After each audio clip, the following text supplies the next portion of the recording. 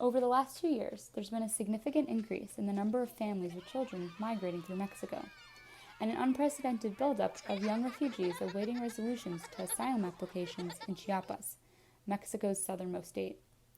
We hope to bring awareness to this vulnerable population by reimagining the physical reality of the migrant child's world, illuminating alternatives to migrant stagnancy through attitudes of play.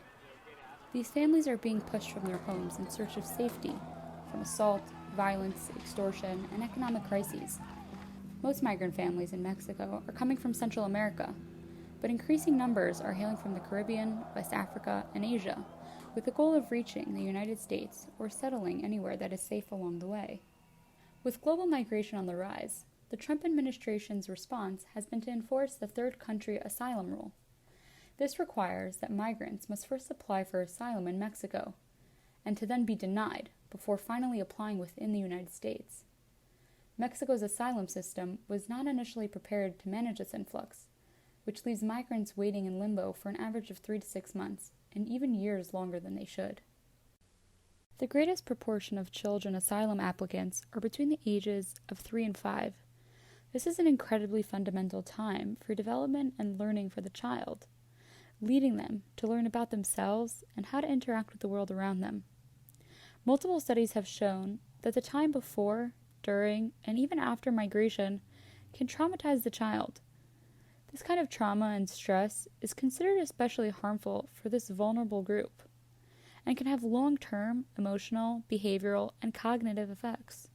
We search for resources addressing the needs of children, from government programs to humanitarian aid organizations and shelters. Unfortunately, these systems have scarce resources to sustainably meet migrant families' needs, whether due to immigration status or their lack of financial resources. We wondered, are there other ways to reach migrant families that are within the possibilities of their daily life? Play is a vital element to child development and their general well-being.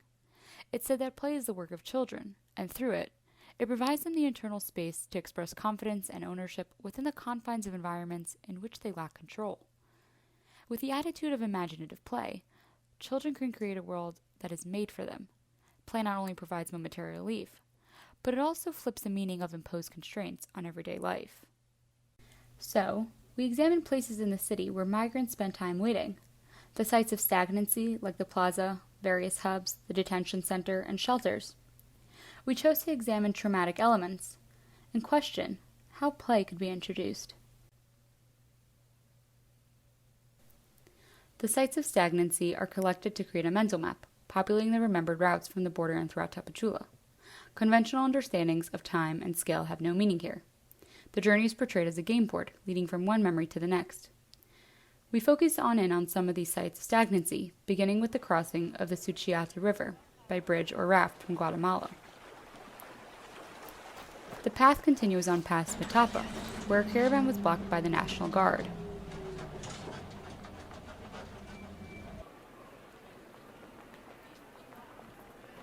Then, on to the city center, where we find migrant hubs like IOM, Comar, various shelters, the Central Plaza, and finally, the detention center.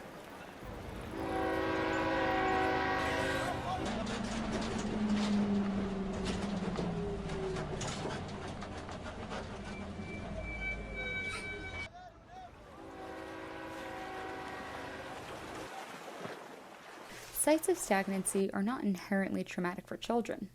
However, they contain elements and affordances that make them so. This inventory found in sites of stagnancy is pulled from its context and represented as a metaphorical set of playing cards. Object cards represent the physical elements located in sites of stagnancy. Subject cards represent the range of affordances, the charged meanings, associated with the individual's perception of the objects. Subjects include migrant children, migrant adults, government officials, humanitarian aides, National Guardsmen, and local people of Tapachula. Play cards have the power to activate the child's mind and introduce us to reimagined versions of the object.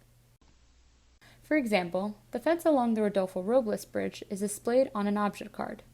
The 3 subject cards demonstrate possible perceptions of that fence: that of the INM official, a migrant adult, and a migrant child.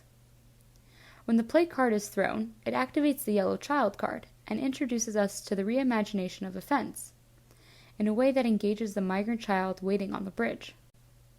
The reimaginations are not proposed interventions, as much as conceptual explorations that could fuel material projects. They are intended to show the power that play has to help children negotiate complexity and manage experiences they cannot yet fully comprehend.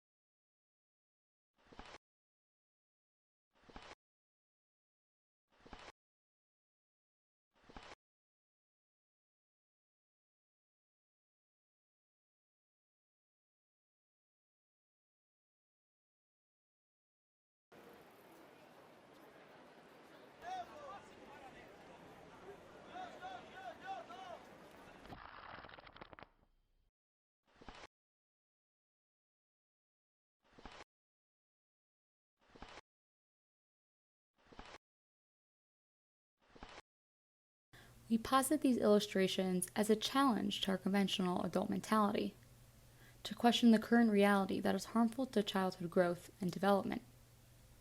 We illuminate the creativity and resiliency of children, who have almost endless power to imagine good, but unfortunately, little power to voice it.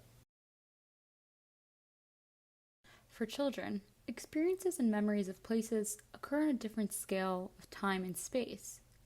So we reframe the traumatic elements present in sites of stagnancy to the perspective of the child.